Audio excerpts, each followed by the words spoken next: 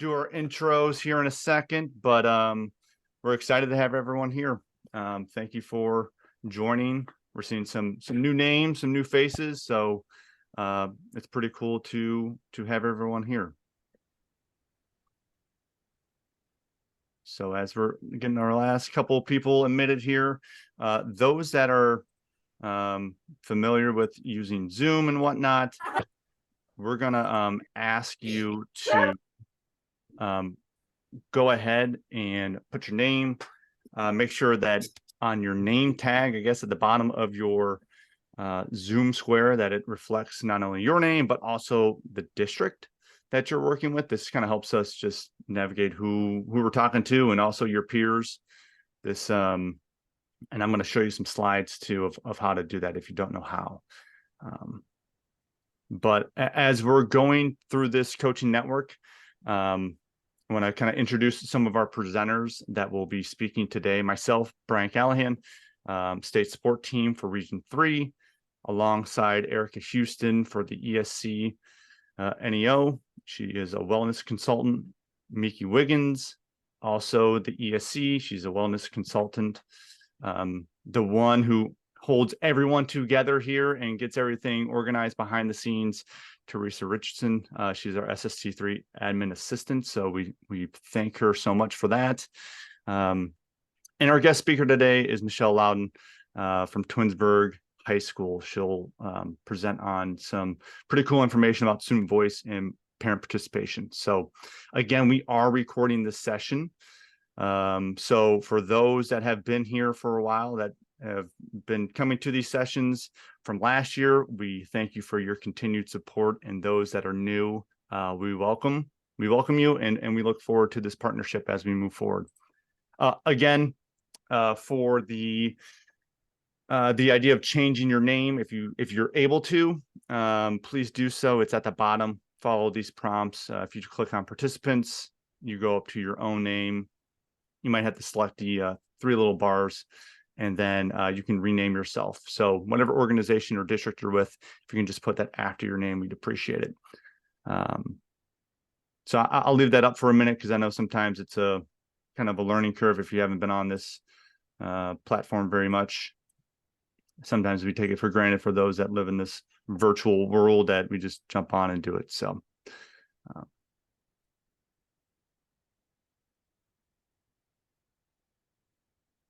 right, quick minute. I'm going to the next slide.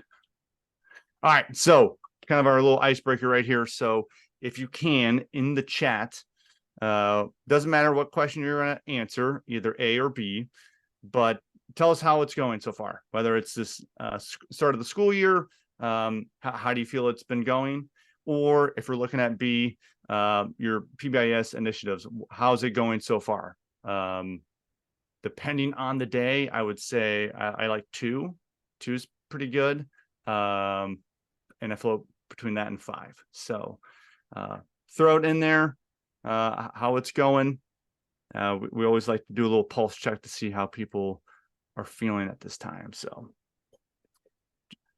just feeling excited. Tom, 6, we got this. Awesome. Yeah, today's pretty exciting. So, this is our first one of the year regarding the coaching network. So a lot of good nerves, All right, some 3s. Okay. 4. Yeah, we had to sprinkle some Rihanna in here. So, feeling very cool with it. Awesome. Thank you for your participation.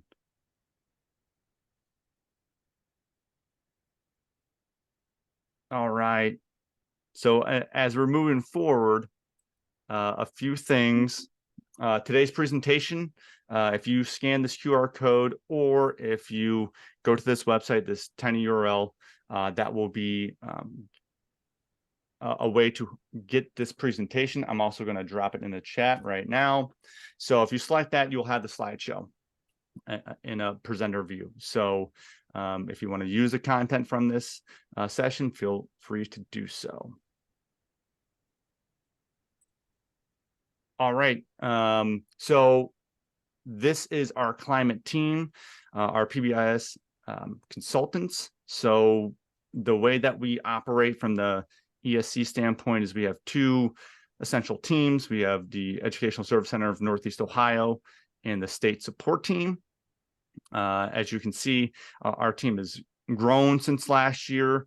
We are welcoming 3 new team members. A lot of them are on the call right now. So that's Kara Walter for the SST3, Christina Delaney. She is an ESC NEO wellness consultant, and then also Leah Early, ESC NEO wellness consultant. Some of you who were here last year saw Tom Hanachek also moved from an SST consultant position into the regional field coordinator, which kind of means he's went from red to blue, essentially. And so those are the team members up there. So if you see them on the call, you kind of know their role. We're excited to have everyone aboard. And if you need anything, we have our emails at the bottom of that graphic. So you can always reach out to any of us. All right.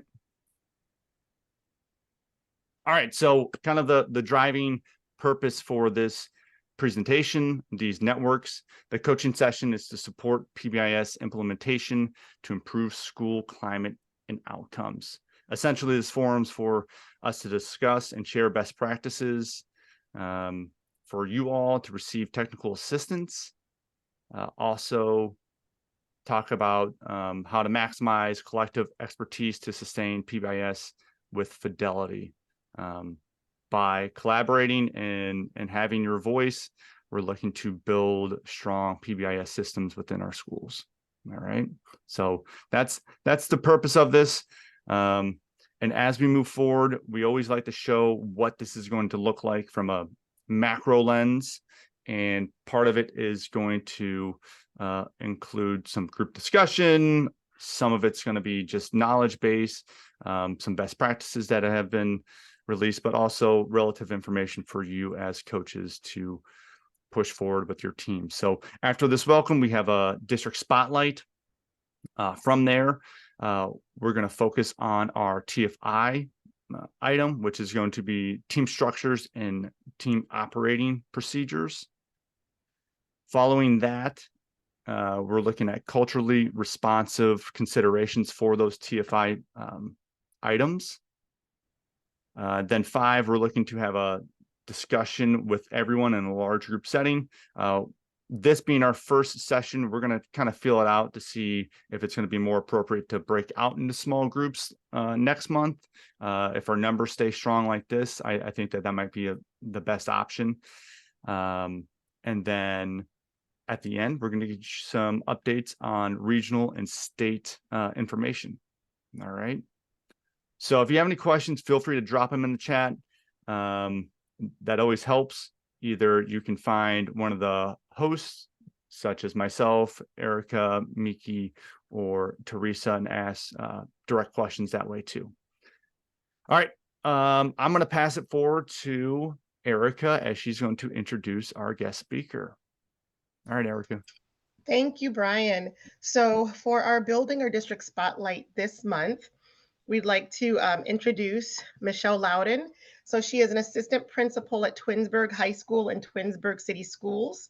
But before I have her talk to you a little bit about their teaming structures and their operating procedures, let me give you a little bit of background about Michelle. She is in her 32nd year in education, her 15th year as an administrator. She's been in Twinsburg for 22 years. So 10 years were spent at Dodge Intermediate School, 10 years at R.B. Chamberlain Middle School, and then she's in her first year at the high school, at Twinsburg High School. As far as PBIS and Michelle's experience with PBIS, it's extensive.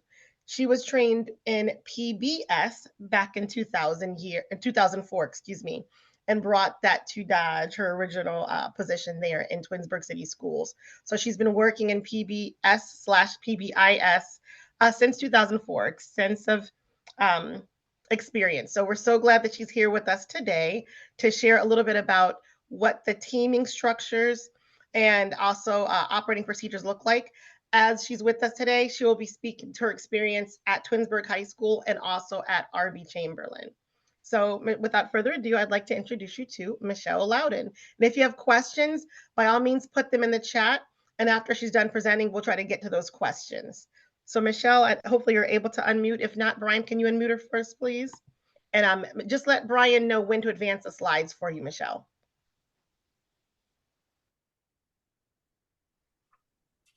Okay, we can go to our first slide, and I'll be talking about the membership of Tier 1. Most of my experience has been at the middle school, as it was just shared, but moving on to the high school, it's important to have representation from teachers in all the content areas. So at the middle school, we had content area teachers as well as a representative from the team. We had 4 different teams, and then we also chose 4 different contents from those teams. So we had 4 teachers. We also had an intervention specialist, as well as our behavior specialist. That was key because you are looking at specific behaviors, which may later lead to BIPs and MFEs and the know-how of all of that. The student support staff member, we needed someone from our classified staff because that also brings a voice to the table. And at RB Chamberlain, it was our media specialist who was a classified member. We had 2 administrators, both assistant principals. We had students as well as a parent. It was important to hold at least a monthly meeting. We established after we created our membership, which did change from year to year. We had both people from the past that liked to remain on, as well as people that wanted to join and replace. So it was good to have both veterans as well as new teachers to spread out our buy-in. So as more and more people bought into it and it did become contagious, it is important to keep some and then replace some, just like a board. We created a calendar so everyone knew what they were getting into at the beginning of the year and could have those meetings and that time set aside to be fair to our members. Prior to the meeting, we shared agendas, and we held Tier 1, and some of those members also were part of our Tier 2 as well as our Tier 3.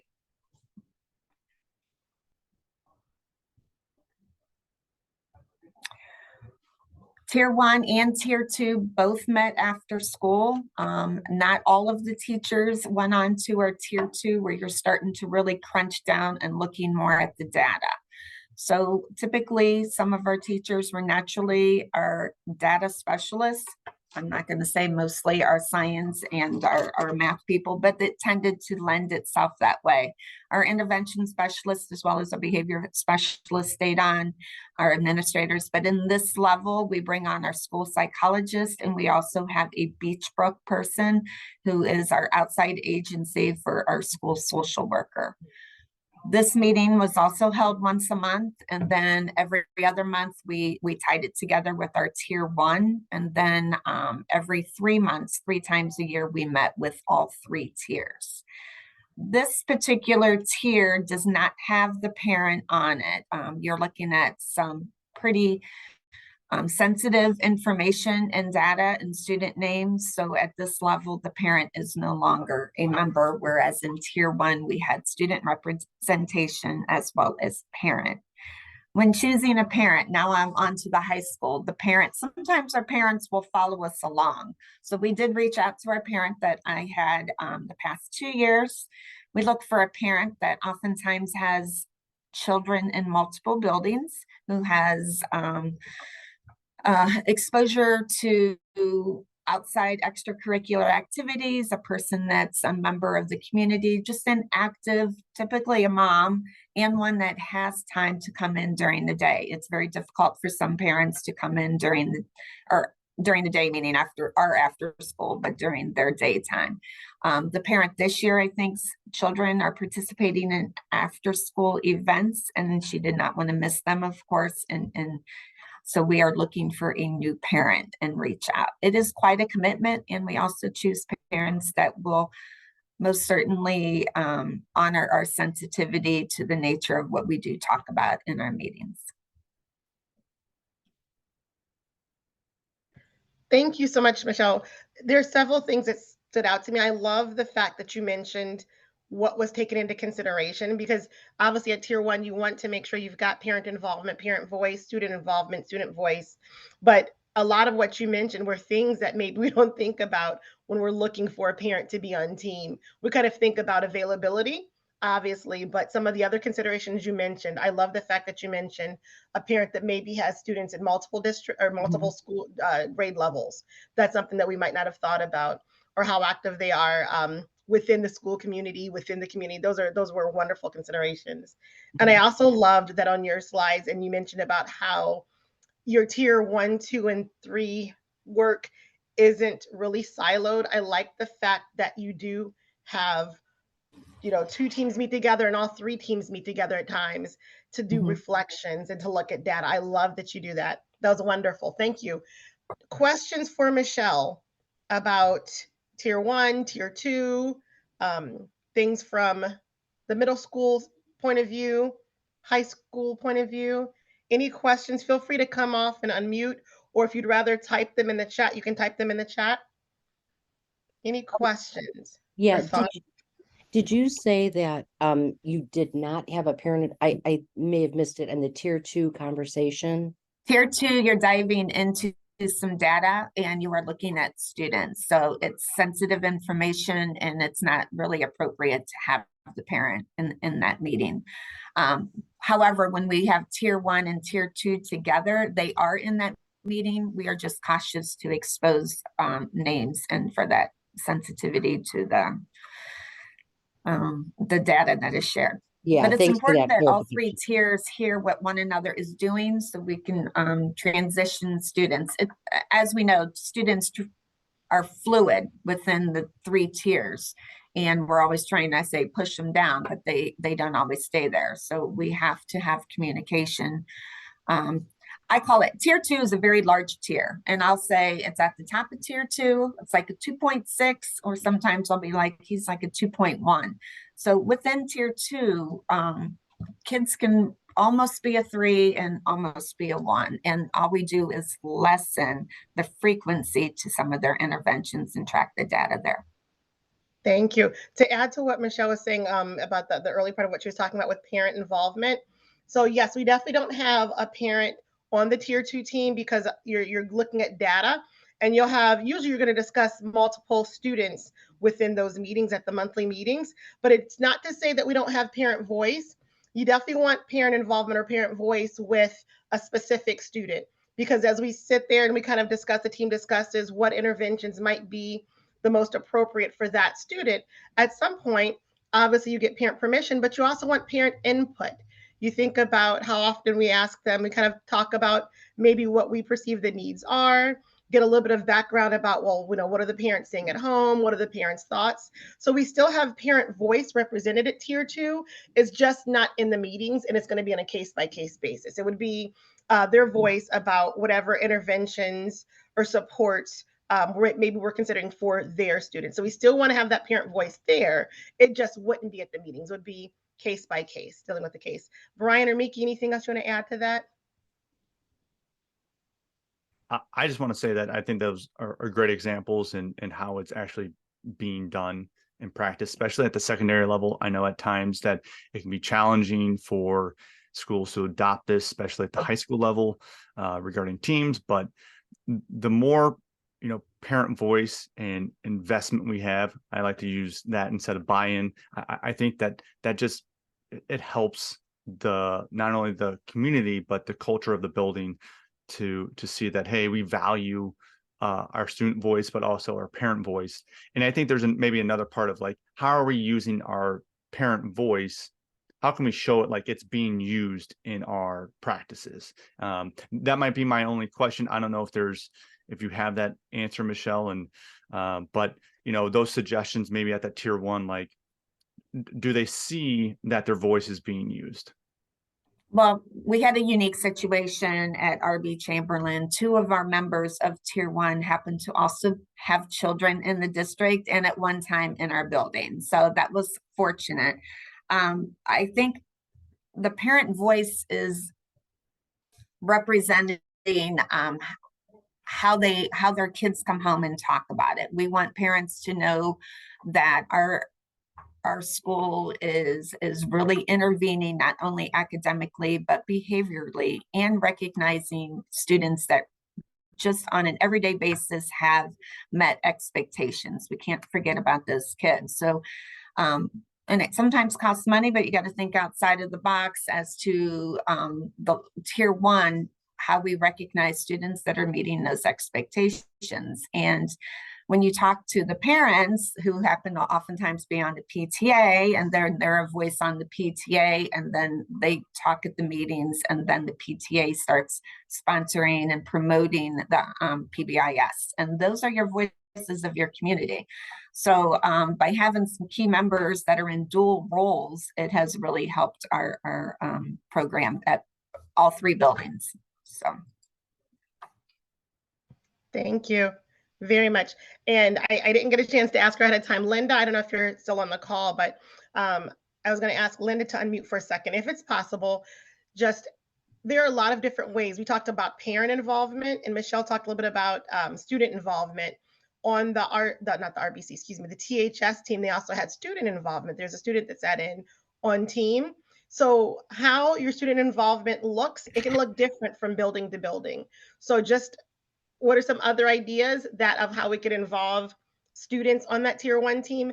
Linda's got some great ideas, some things that I saw in some districts that she worked with last year. Linda, are you by chance able to unmute? Yeah, sure.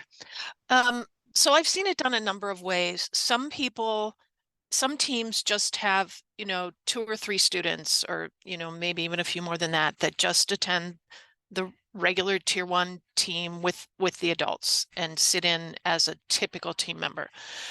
I worked with a high school building that had an entirely, separate, pretty large tier 2 team. There was like an application form that they had to complete, and that then 1 or 2 adults from the tier 1 team met with the student team at the same time in an adjacent room that the adult tier 1 team was meeting.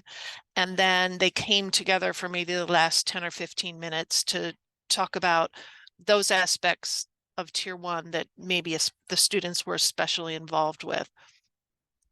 I work with a high school building right now that their tier 1, their student team doesn't ever really meet with the tier 1 high school team, but there's somebody who meets with them at a time completely different from when the high school team is meeting, and the kids do their own thing, and then that person is sort of a liaison between the two.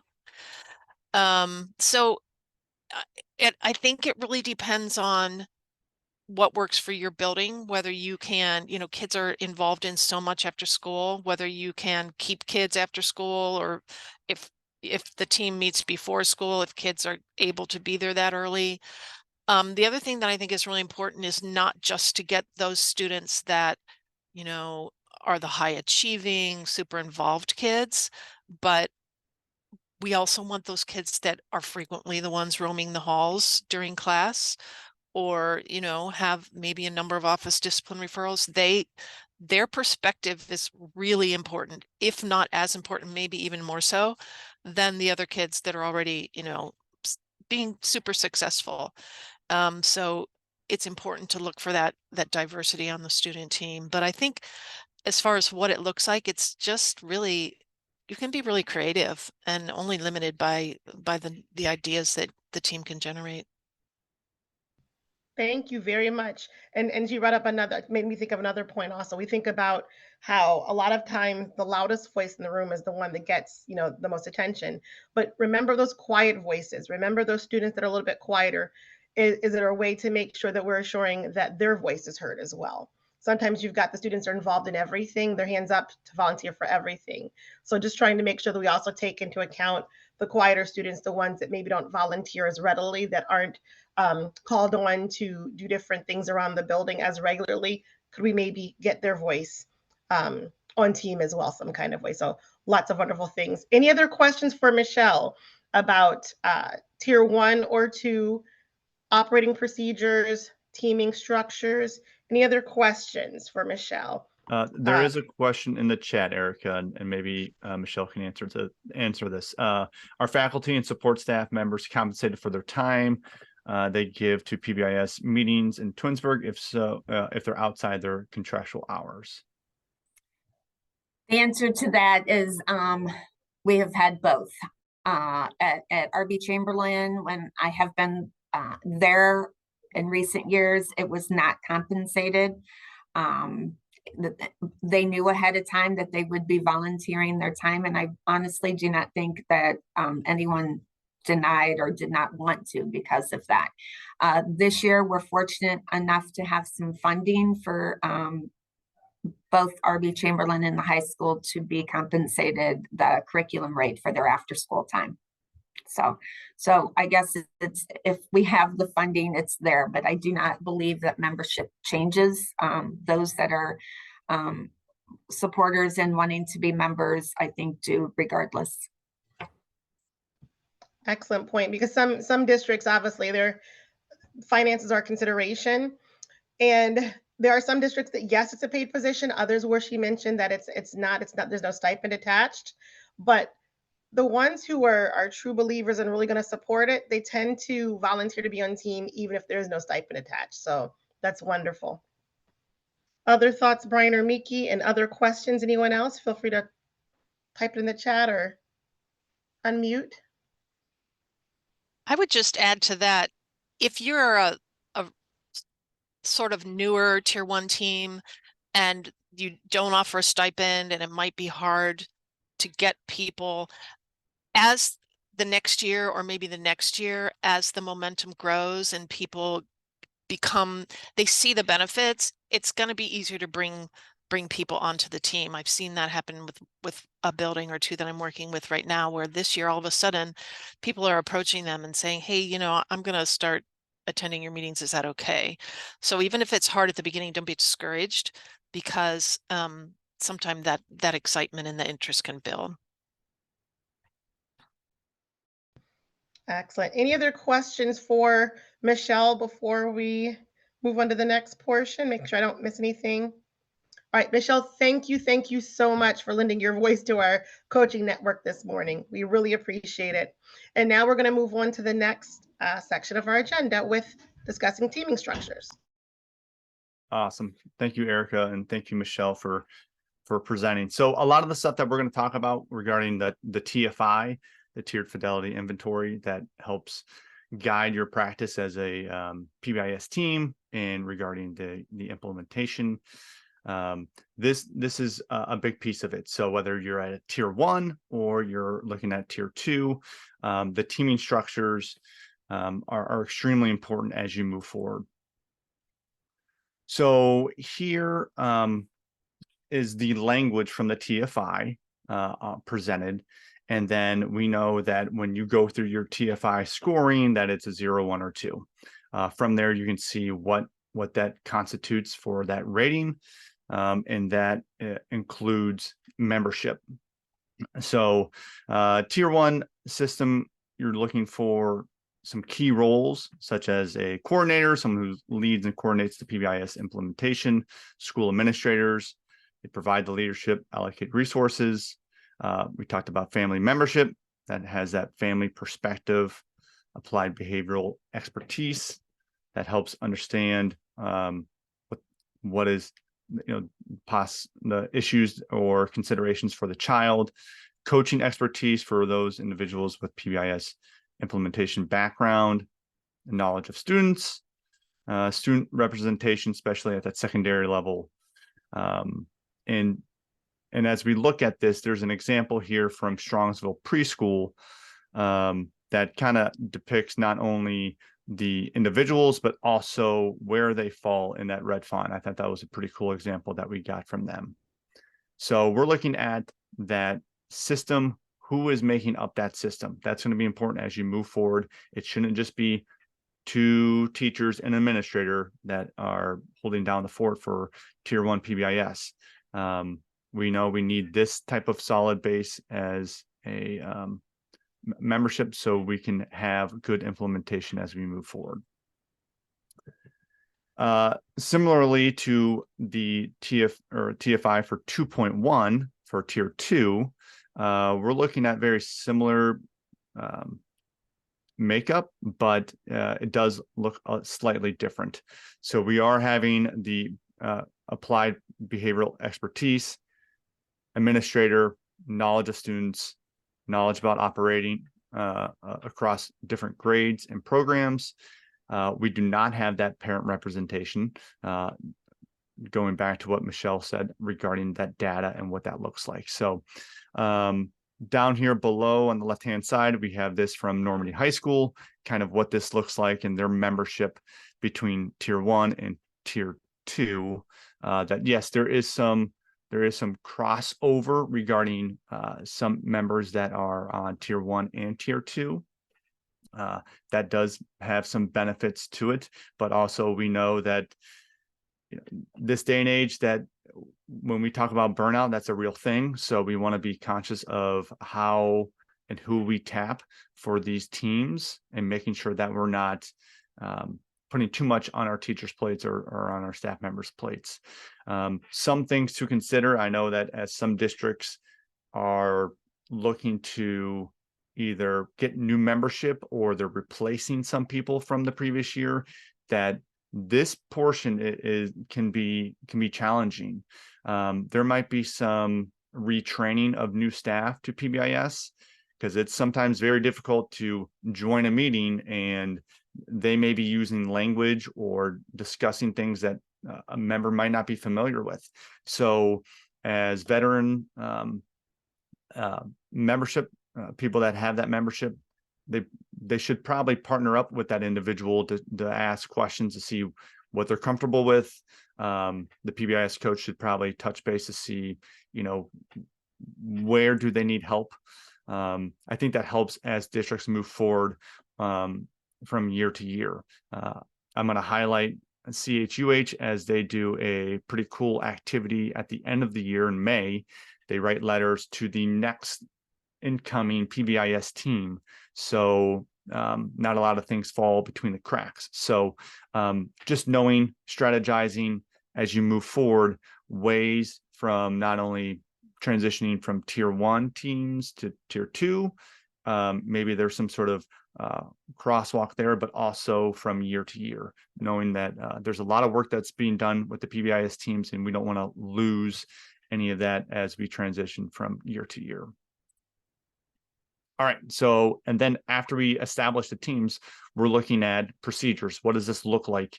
As Michelle talked about, this triangle, this infamous triangle that we have for PBIS, majority of tier 1 is reaching most, if not all the kids, but also tier 2 considerations is going to be that 15% or so. But when we look at this, we're looking at monthly meetings with an agenda, minutes, established roles, and some sort of action plan, which is usually aligned to your TFI. All right. So the next couple of examples I have here are just teasing out the differences between your tier 1 teams and your tier 2 teams, what that might look like in the actual meeting, and just more of a bigger scope of it. So we're definitely looking at the tier 1 teams determine the needs within the school, whereas tier 2, you're definitely examining, hey, some screeners. Are there some things that we're seeing some trends to which we could have smaller group interventions? This is a nice little piece that you can actually click on if you have the slideshow at the bottom.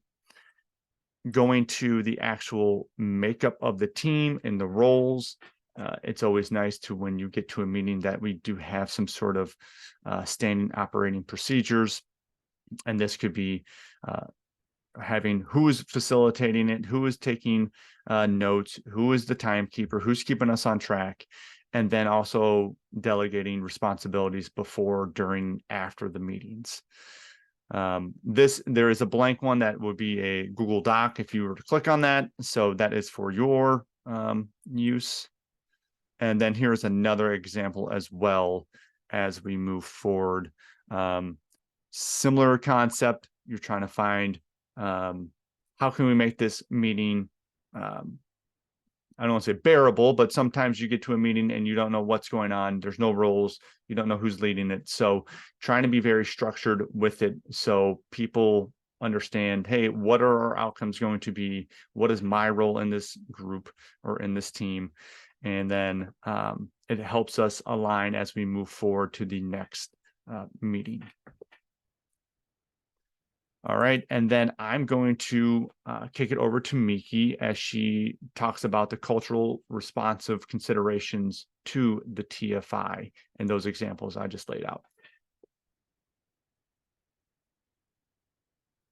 Okay, so with this portion of our time together, we always like to show a correlation between the TFI and the cultural responsive field guide to ensure that your implementation of PBIS is both equitable and supportive of diverse cultures, excuse me. So let's make that connection now. So if we are focusing on 1.1, which is team composition, we want to ensure, well, let's take a look at what the field guide or what 1.1 talks about. Here's what the cultural responsive field guide says about team composition. School PBIS leadership teams not only include stakeholders as team members, but also actively elicit ownership, voice, and broad representation of their families and communities, especially underserved families and communities, cultures. Although teams should be small enough to be efficient, family voice is critical, and we heard that theme during Michelle's presentation. If team size is a concern, consider the use of subcommittee structures. And again, this may be thinking outside of the box, but again, we want to make sure that we are being culturally responsive and obtaining that parent voice as well, that family voice. So possibly have some subcommittees and have families represented on the subcommittees as opposed to being a part of the main team. So here's some examples of how this could actually look in practice. School teams would include family or student subcommittees or access to grade level family subcommittees. The family or student participation, and role is clearly outlined, and that's very important. We don't want that fear to be, or the concern about, am I doing this the right way? We want to make sure that we're clearly articulating to the families and students what purpose or what role they would serve. Clearly defined, outlined, defined, and understood by the family or student representative and the team. Families have ownership of system components, examples, celebrations and acknowledgements. They're aware and they're contributing their voice to how those celebrations and acknowledgement systems might look. Families assist in reporting team discussions and data to stakeholders. Again, we want to make sure that we are communicating this information to them in a way in which they understand it so that they can then share that information that they've learned during those meetings with others. And also family feedback is sought regarding school processes, such as hiring and policies. And again, I know that's outside of the box, but if we really want to be culturally responsive and through the lens of obtaining the voices of parents and students, we want to ensure that it's going to definitely take some thinking outside of the box and not going about business as usual. So now let's talk about what the cultural responsive field guide says with regard to team operating procedures, which is 1.2. Team procedures include structures and practices that prompt the use of data for decision-making and communication to ensure transparency of the system and to enable all stakeholders to have a voice and agency in the process and outcomes. During data analysis, team members examine the system and policies for potential changes, rather than placing the responsibility for change on families and students. Having a defined set of procedures holds the team responsible for ensuring equitable PBIS implementation and assessing student data for equitable impact. I know that whole DATA word, data, can be very intimidating for us as educators, but even more so for our families. So as we're sharing the data, we want to make sure that in bite-sized pieces in which our families, and again, this is not to insult the intelligence of our families or our students. We want it to be clear and concise, and we want to be transparent. We want to be transparent about where we are so that we can get to where we want to get to. But we want to make sure that we're presenting the data in a way in which it's not intimidating. We want it to be understandable, and we want to make sure that we're not admiring problems, but we are including parents and students in the problem-solving process. So here are some examples of what this would look like in practice. Teams focus on changing the system rather than changing the students, and they engage in explicit conversations around ethnicity, race, and the effects of practices on all student enrollment groups. So I read that, I hear myself say that, and I'm hearing courageous conversations. We're at a point in we need to be more comfortable with looking at concerns from a problem-solving approach and having enough courage to address concerns so that we can ensure that we're changing our practices if need to be to support all of our students and families. Teams have ongoing timely procedures for families, students, and community members to communicate questions, concerns, and needs. Some districts have implemented an anonymous tip line, or there's an app or a place on the website where you can go and share information. And again, but whatever process you establish, you want to make sure that there is a way for parents to share their concerns and students to share their concerns, a way that will keep them from or minimize the chance that the avenue that they take will be Facebook or Instagram. Something to think about. Teams regularly review procedures for utilization and effectiveness with stakeholders. Again, we want to include, but we want to do it in a way we don't want to just be talking heads. Again, and I'm not saying this to insult the intelligence of our families, but so often we get involved with our ed speak, and we want to make sure that we're delivering this information in a way in which our families will be able to comprehend and understand so that they can be a part of the solution. So I want to point out that the Cultural Responsive Field Guide is a tier 1 tool.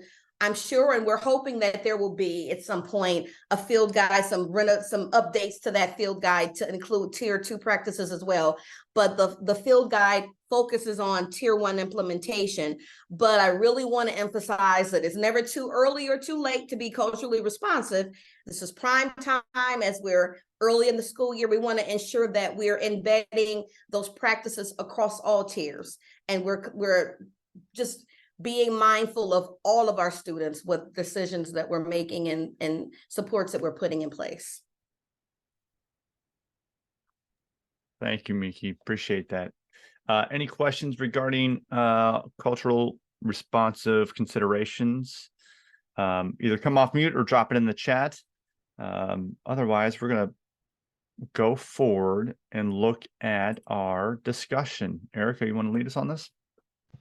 So for our discussion today, we're just going to stay large group. We'll stay all together, and we'll see about next month. But for this month, we'll stay together. But I wanted to think of 3 things. We have 9 different districts represented on our call today, a combination of SST3 districts and those that are working with ESC. So think about these 3 questions, and we'd love for you to share with the group what you're doing in your district. You'll be able to do this again either by typing it in the chat, and I'll just read off what's in the chat, or feel free to come off of mute and kind of lend us your voice. But so 3 questions that we're kind of focusing on for our very quick discussion. How do you involve parents in decision-making at your school or your district? How do you get their voice on that tier 1 team? Your student voice, what does student voice look like in your district or in your school? How do you assure student voice in your tier 1 supports when you're meeting as a team? And then your tier 2 teams, how do you incorporate regular monthly tier 2 meetings without taxing an already overwhelmed staff? Just like you have students that are the ones that frequently, raise their hands to kind of be a part of things. The same thing kind of happens with staff. You have a lot of people that are spread very thin. They serve on several different committees. So how do you incorporate your monthly meetings, make sure they're well attended without overly taxing staff that may feel already overwhelmed? So those are our 3 questions. Feel free to lend your voice to any of those 3. If you'd like to put it in the chat, I'll read out loud from the chat. If you want to come off mute, by all means, come off mute. From Cleveland Heights, we encourage parents to provide input from their perspective when it comes to incentives, initiatives, and even communication strategies. I enjoy having a parent on the Tier 1 team. Thank you very much. We appreciate that comment. Other thoughts and ideas? I know it's going to take a minute to type it in. Parent voice.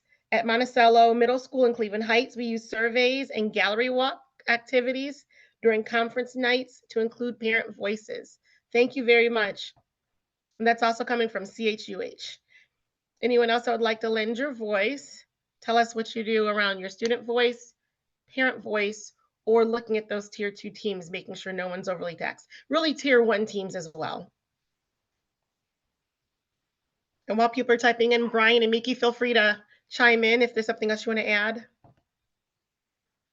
Yeah, I'm kind of thinking too, those teams that might not have a parent voice just yet, this could be a good way of learning from other districts of like, oh, that's a cool consideration. Maybe I'll pull that in. Or I guess,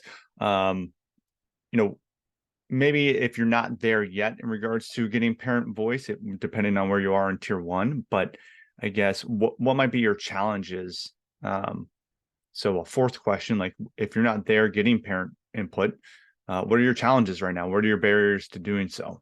And maybe we can kind of problem solve right here. While we're waiting for that, another comment. Orange is considering a parent subcommittee to increase parent voice. Very nice. And then also you can add in the question that Brian posed now. Any thoughts? Feel free to put that in the chat or come off mute. We'll give it about 30 more seconds and then we'll jump into our updates. To make sure I didn't miss any comments. The ESC is offering 2 sessions on integrating culturally responsive practices into a PBIS program. So this is coming from one of our fellow consultants. So there's a link to the flyer with event information and registration. So that's right there in the chat. So that's another offering. If you're looking at being culturally responsive and how you can incorporate culturally responsive practices with your parent and student voice, with your teaming structures and all of that, that's another event that you can attend. So that the link for that is right there in the chat. Try to see if I'm missing any other comments. I want to make sure I don't miss anyone's voice. Let me get down to the bottom. My chat keeps moving as more comments are coming. I'm trying to make sure I don't miss it. Get down to the bottom. Okay, feedback on communication strategies is very helpful when building connections. That's also from another one of our consultants. So thank you very much. Make sure I haven't missed anybody else down there. And Brian's question was, what barriers might exist in preventing parent voice in your Tier 1 teams? And if we're still thinking about it, we could probably share that at a future time too. Maybe at next month's coaching network, we can kind of share anything that anyone came up with. I just saw one. Lisa said, the chat keeps moving. A barrier is, trying to go back, make sure I don't miss it. Miki and Brian, I might need your help reading the chat because mine keeps jumping around. Yeah, the barrier says the parents who can attend every month, which is good. Which is good. And sometimes it might be helpful to have, if you're able to get maybe 2 parents and have them rotate. That I've seen that as a solution to that. But again, then you're trying to get another adult. So it does seem to help if you do get 2 parents who are committed to the team. But again, that is another challenge of selecting 2 people now. Yes. And then I just lost it again. Someone said that all the tiers participate in a mid-year celebration with food and a fun activity. This keeps jumping around. I see as well as end of the year celebration. Availability again. So if my understanding is correct with what Leah was saying, just maybe the availability of the parent to attend or whatever. Absolutely. It's a good thing to think about. Consistency. Okay. I love all the discussion we're having. I wish we had more time. We're running short on time. So we're going to go ahead and jump into our coaching network updates, and then into a few resources and updates from the state. All right.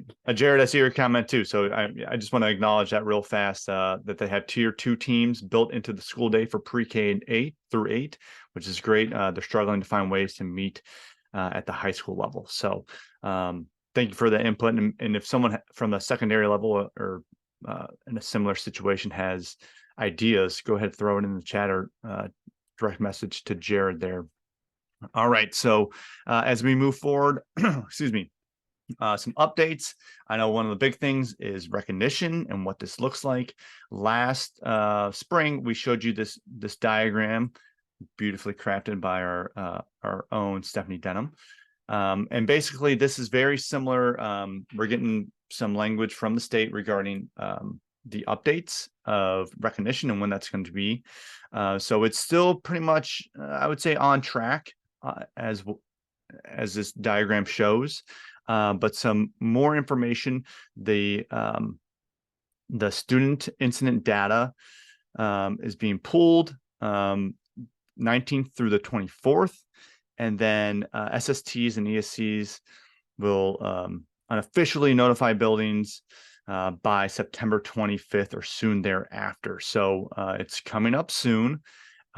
District award applications opens October 2nd. So if you're looking, if your district's looking to apply for that district recognition, again, that's October 2nd. The district application closes October 16th. So you got a good 2-week window to get that submitted. And then the reviews will take place later that month from the 17th through the 27th. And they will hold office hours, and those are to be determined. And then they'll have a master list of those districts being awarded, and then ODE will confirm October 31st through November 1st. And then district notification will happen in that first week of November. So if you're looking just strictly for your building, it should be coming out later this month. If you're looking for district-wide, again, that process opens October 2nd, and then we will have those numbers by November.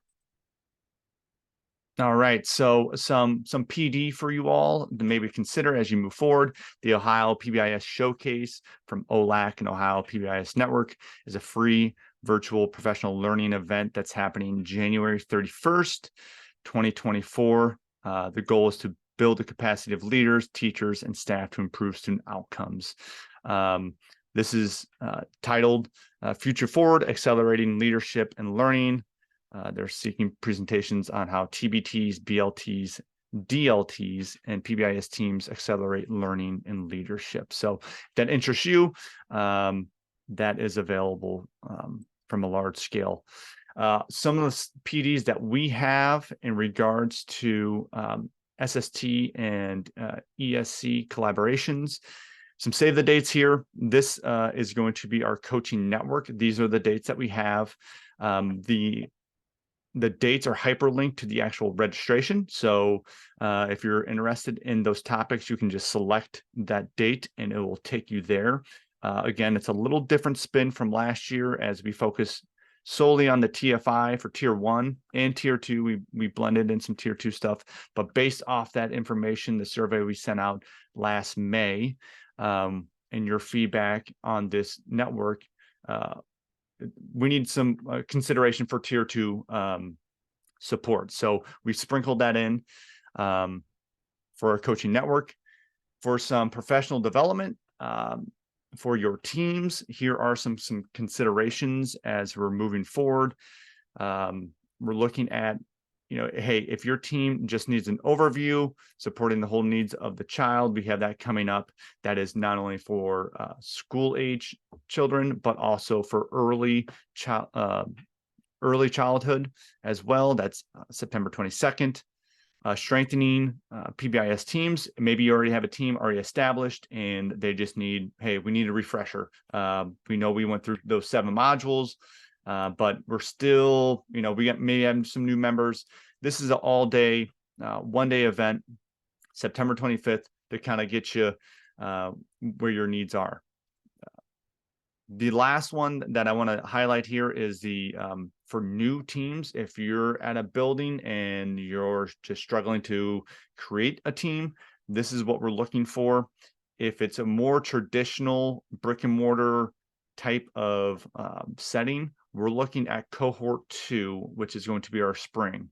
We're venturing into the virtual world to help out some of those buildings and organizations regarding virtual considerations.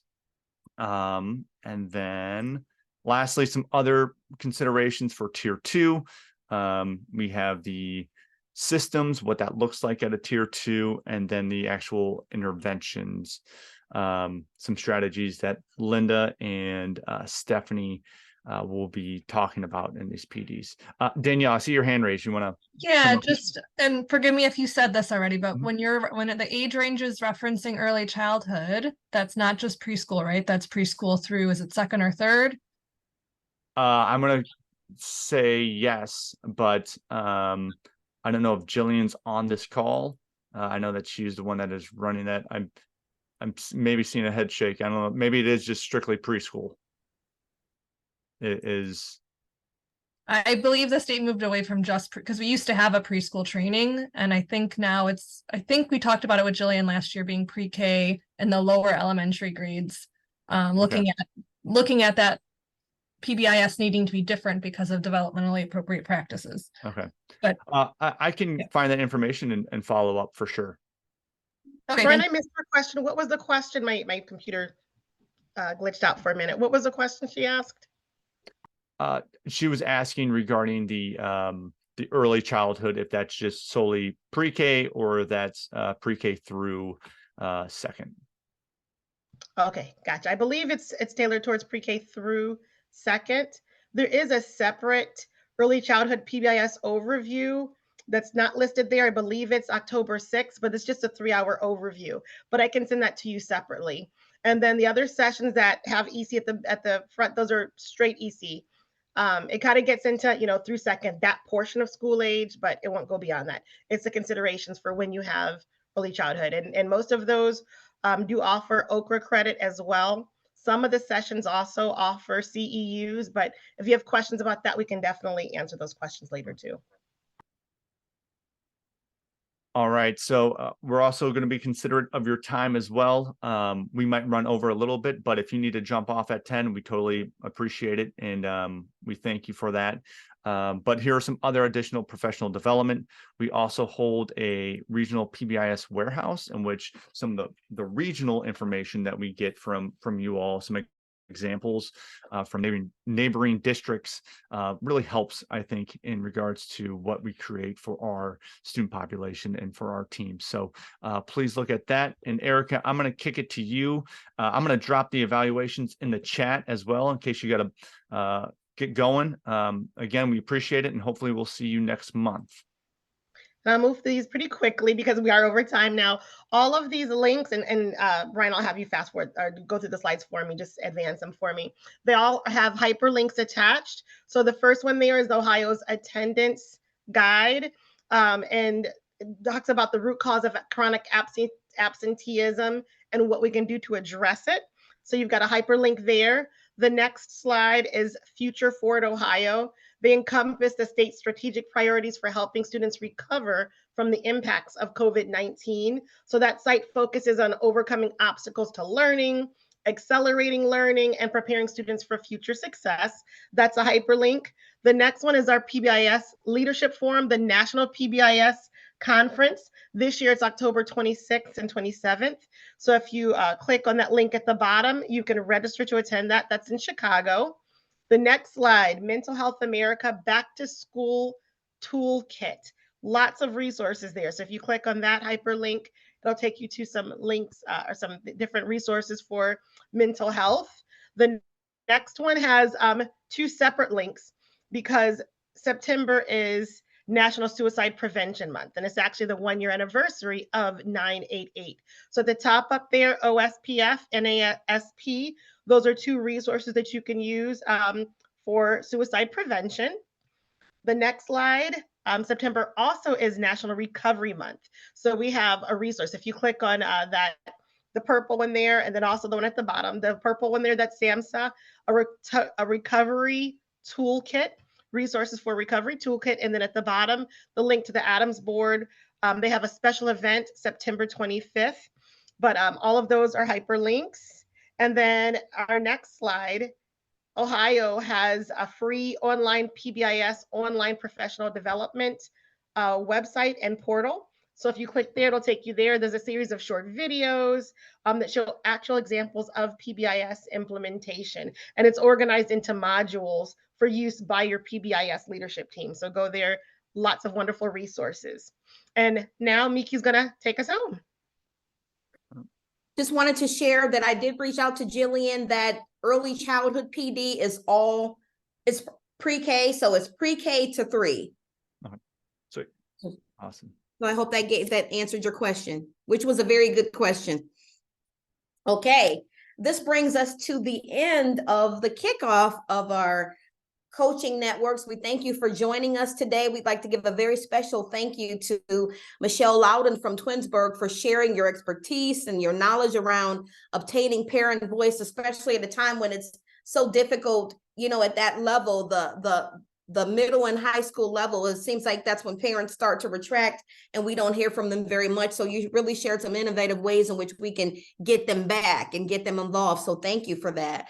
Everyone, we hope that you consider this to be time well spent. We hope that you are walking away with some strategies and some tips and some resources that you're able to use to support your implementation of PBIS this school year. We definitely want your feedback. I believe that was there we have it. So you can either click on the link or scan the QR code with your camera to give us feedback about our time together today. And we are so hopeful that you have a great day. And we're looking forward to seeing you next month.